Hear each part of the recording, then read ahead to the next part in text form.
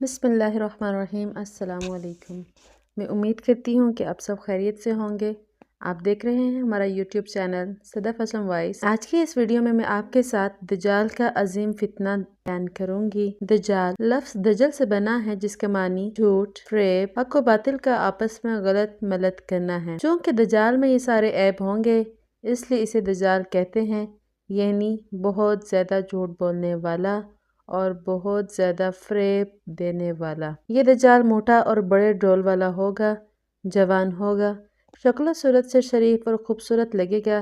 اس کا رنگ گندمی اور صاف ہوگا، قد پستہ ہوگا، اس کا سر سام کی طرح ہوگا، سر کے بال گھنگریالے ہوں گے اور بہت زیادہ ہوں گے، جو موٹے اور سخت ہوں گے جیسے درختوں کی شاخیں۔ سر اور دھڑ اتنا ملا ہوگا گویا کہ اس کی گدی ہی نہیں ہوگی۔ اس کی ٹانگیں ٹیڑھی یعنی کوسین کی طرح ہوں گی۔ اس کی پیشانی پر کافر لکھا ہوگا۔ آنکھ کی جگہ بالکل سپاٹ ہوگی۔ آنکھ سبز اور کچے کی طرح چمکدار ہوگی۔ بائیں آنکھ سے کانا ہوگا، جو کہ دیکھنے میں بد شکل لگے گی۔ آنکھ پر سخت ناخنا ہوگا۔ داہنی آنکھ پھولے ہوئے انگور کی طرح اور کھڑی آنکھ ہوگی۔ اس کی دونوں کلائیوں پر بال بہت زیادہ ہوں گے اور انگلیاں چھوٹی چھوٹی ہوں گی۔ دجال کا ظہور قیامت کی بڑی بڑی نشانیوں میں سے ایک ہے۔ حضرت امام مہدی رضی اللہ تعالیٰ عنہ عیسائیوں کے فتنے کو مٹا کر فارغ ہوئے ہوں گے کہ اس دجال کا فتنہ ظہور ہو جائے گا، جس کے خاتمے کے لیے حضرت عیسیٰ علیہ السلام تشریف لائیں گے۔ فتنہ دجال کی ہولناکی کا اندازہ اس بات سے لگایا جا سکتا ہے کہ خود رسول اللہ صلی اللہ علیہ وآلہ وسلم اس فتنے سے پناہ مانگتے تھے، اور جب نبی کریم صلی اللہ علیہ وآلہ وسلم صحابہ کے سامنے اس فتنے کا تذکرہ فرماتے تو صحابہ کے چہروں پر خوف کے اثرات نمودار ہو جایا کرتے تھے۔ فتنہ دجال میں وہ کون سی چیز تھی جس نے صحابہ کو ڈرایا؟ خوفناک جنگ یا موت کا خوف؟ ان چیزوں سے صحابہ کبھی ڈرنے والے نہ تھے۔ صحابہ جس چیز سے ڈرے وہ دجال کا فریب اور دھوکہ تھا کہ وہ وقت اتنا خطرناک ہوگا کہ صورتحال سمجھ ہی نہیں آئے گی۔ گمراہ کرنے والے قائدین کی بہتات ہوگی، پھر پروپیگنڈا کا یہ عالم ہوگا کہ لمحوں میں سچ کو جھوٹ اور جھوٹ کو سچ بنا کر دنیا کے کونے کونے میں پہنچا دیا جائے گا۔ انسانیت کے دشمنوں کو نجات دینے والے اور ہمدردوں کو دہشت گرد ثابت کیا جائے گا۔ یہی وجہ ہے کہ آپ صلی اللہ علیہ وآلہ وسلم نے دجال کے فتنے کو کھول کھول کر بیان فرمایا، اس کا خیبتناک نقشہ اور ظاہر ہونے کا مقام تک بیان فرمایا۔ لیکن کیا کیا جائے، امت کی اس غفلت کو عوام تو عوام خواص نے بھی اس فتنے کا تذکرہ کرنا بالکل ہی چھوڑ دیا۔ حالانکہ آپ صلی اللہ علیہ وآلہ وسلم نے تاکیداً فرمایا، بار بار تم سے اس لیے بیان کرتا ہوں کہ تم اس کو بھول نہ جاؤ، اس کو سمجھو، اس کو غور کرو اور اس بات کو دوسروں تک پہنچاؤ۔ دجال کے متعلق احادیث بیان کرنے سے پہلے مناسب معلوم ہوتا ہے کہ دجال کے بارے میں یہودیوں کے نظریات اور ان کی کتابوں میں بیان شدہ پیش گوئیاں بیان کی جائیں، تاکہ اس وقت جو کچھ امریکہ اور دیگر کفار یہودیوں کے اشاروں پر کر رہے ہیں، اس کا پس منظر اور اصل مقصد سمجھ میں آ سکے۔ دجال کے بارے میں یہودیوں کا یہ نظریہ ہے کہ وہ یہودیوں کا بادشاہ ہوگا اور تمام یہودیوں کو بیت المقدس میں آباد کرے گا۔ ساری دنیا پر یہودیوں کی حکومت قائم ہوگی۔ دنیا میں پھر کوئی خطرہ یہودیوں کے لیے باقی نہیں رہے گا۔ تمام دہشت گردوں کا خاتمہ کر دیا جائے گا اور ہر طرف امن اور امان اور انصاف کا دور ہوگا۔ یہودیوں کی کتاب ازاخیل میں لکھا ہے، اے صہیون کی بیٹی خوشی سے چلاؤ، اے یروشلم کی بیٹی مسرت سے چیخو، دیکھو تمہارا بادشاہ آ رہا ہے، وہ عادل ہے اور گدھے پر سوار ہے، خچر یا گدھے کے بچے پر۔ میں یوفریم سے گاڑی کو اور یروشلم سے گھوڑے کو علادہ کروں گا، جنگ کے پرتوڑ دیے جائیں گے، اس کی حکمرانی سمندر اور دریا سے زمین تک ہوگی۔ اسی طرح اسرائیل کی ساری قوموں کو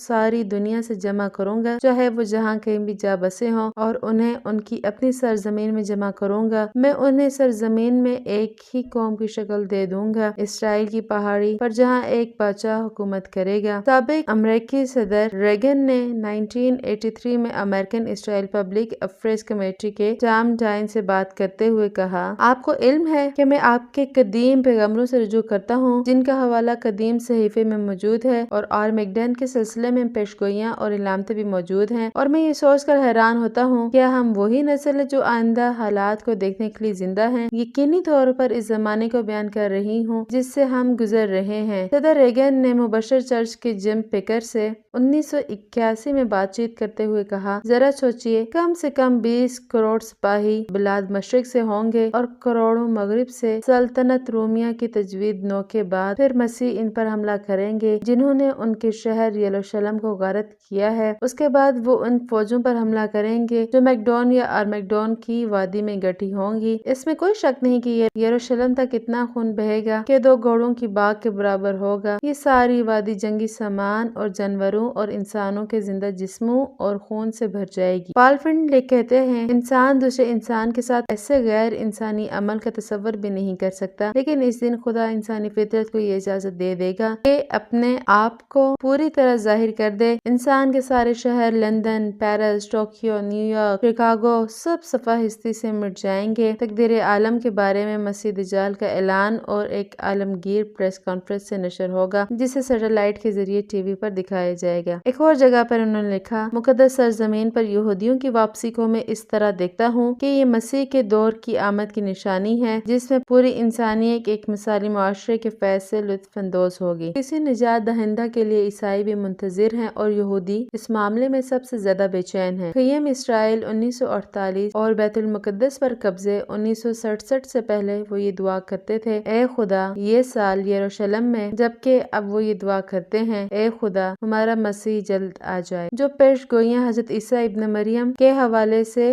نازل ہوئی ہیں، یہودی ان کو دجال کے لیے ثابت کرنا چاہتے ہیں اور وہ اس سلسلے میں عیسائیوں کو بھی دھوکہ دے رہے ہیں کہ ہم مسیح کا انتظار کر رہے ہیں اور مسلمان اینٹی کرسٹ یعنی مسیح کے مخالف ہیں، حالانکہ حقیقت اس کے برعکس ہے۔ مسلمان اور عیسائی حضرت سیدنا عیسیٰ علیہ السلام کے منتظر ہیں، جبکہ یہودی جس کا انتظار کر رہے ہیں وہ دجال ہے جس کو سیدنا عیسیٰ علیہ السلام قتل کریں گے۔ دجال ایک معین شخص ہوگا کیونکہ احادیث میں واضح طور پر اس بات کو بیان کیا گیا ہے، لہٰذا کسی ملک، ادارے یا طاقت کو دجال سمجھنا درست نہیں، جیسا کہ خوارج اور دیگر باطل فرقوں کا خیال ہے۔ قاضی ایاز رحمہ اللہ فرماتے ہیں، دجال کے واقعے میں یہ ساری احادیث جن کو امام مسلم وغیرہ نے ذکر کیا ہے، دجال کے وجود کے صحیح ہونے پر دلیل ہے اور اس بات پر بھی دلیل ہے کہ دجال ایک شخص معین ہوگا۔ دجال کا ذکر قرآن پاک میں مختلف جگہ پر آیا ہے، جیسا کہ دجال کا فتنہ اتنا زیادہ اہم ہے کہ قرآن مجید میں بھی اس فتنے کا تذکرہ ہے۔ بخاری کی شرح فتح الباری میں علامہ ابن حجر عسقلانی رحمہ اللہ کہتے ہیں، دجال کا ذکر قرآن کریم کی اس آیت میں کیا گیا، جس دن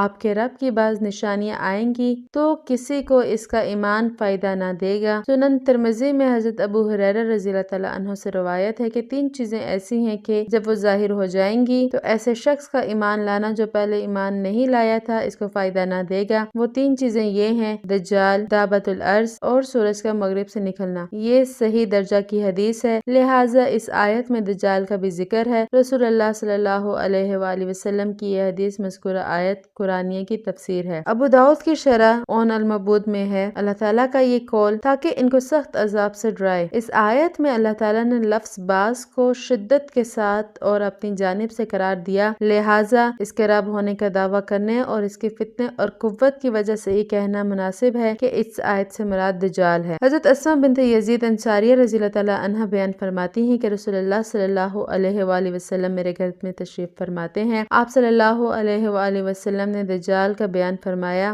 آپ صلی اللہ علیہ وآلہ وسلم نے فرمایا، اس سے پہلے 3 سال ہوں گے۔ پہلے سال آسمان اپنی 1/3 بارش روک لے گا اور زمین میں اپنی 1/3 پیداوار روک دے گا۔ دوسرے سال آسمان اپنی 2/3 بارش روک لے گا اور زمین اپنی 2/3 پیداوار روک لے گی۔ تیسرے سال آسمان اپنی مکمل بارش روک لے گا اور زمین اپنی پوری پیداوار روک لے گی، لہٰذا گھر والے اور باہر والے مویشی سب مر جائیں گے۔ مذکورہ روایت میں ہے کہ آسمان بارش روک لے گا اور زمین اپنی پیداوار روک لے گا۔ تم آسمانوں کو بارش برساتا ہوا دیکھو گے، حالانکہ وہ بارش نہیں برسا رہا ہوگا، اور تم زمین کو پیداوار اگاتا ہوا دیکھو گے، حالانکہ وہ پیداوار نہیں اگا رہی ہوگی۔ اس کا مطلب یہ بھی ہو سکتا ہے کہ بارش بھی برسے گی اور زمین پیداوار بھی اگائے گی، لیکن اس کے باوجود لوگوں کو کوئی فائدہ نہ ہوگا اور لوگ قحط سالی کا شکار ہو جائیں گے۔ جدید دور میں اس کی بے شمار صورتیں ہو سکتی ہیں۔ عالم زراعت کو اپنے قبضے میں کرنے کے لیے جو پالیسیاں یہودی دماغوں نے بنائی ہیں ان کے اثرات اب ہمارے ملک تک پہنچ چکے ہیں۔ رسول اللہ صلی اللہ علیہ وآلہ وسلم نے فرمایا، خروج دجال سے پہلے چند سال بڑے دھوکے والے ہوں گے۔ اس میں سچا آدمی جھوٹ بولے گا اور جھوٹا آدمی سچ بولے گا۔ خائن امین ہو جائیں گے، امین خائن، اور گھر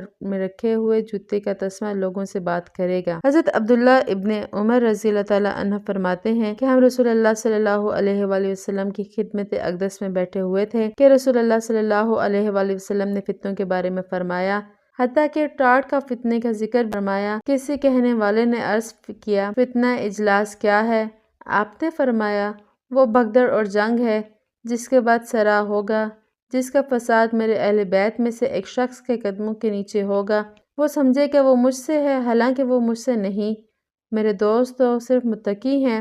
پھر لوگ ایک ایسے آدمی پر صلح کر لیں گے جو پسلی پر گوشت کی طرح ہوگا۔ پھر کالا فتنہ ہوگا جو کسی کو تھپڑ مارے بنا نہ رہے گا۔ پھر جب کہا جائے گا فتنہ ختم ہو گیا ہے تو اور پھیلے گا۔ اس میں آدمی صبح کو مومن، شام کو کافر ہوگا۔ لوگ دو خیموں کی طرح ہو جائیں گے، ایک خیمہ ایمان کا جس میں اتفاق نہیں، دوسرا خیمہ نفاق کا جس میں ایمان نہیں۔ تو جب یہ ہو جائے تو اس دن یا اس کے اگلے دن دجال کا خروج کا انتظار کرو۔ ویڈیو اچھی لگی ہو تو چینل سبسکرائب کرنا مت بھولیے۔ اپنا رکھیے ڈھیر سارا خیال۔ ہمیں دیجیے اجازت۔ اللہ حافظ۔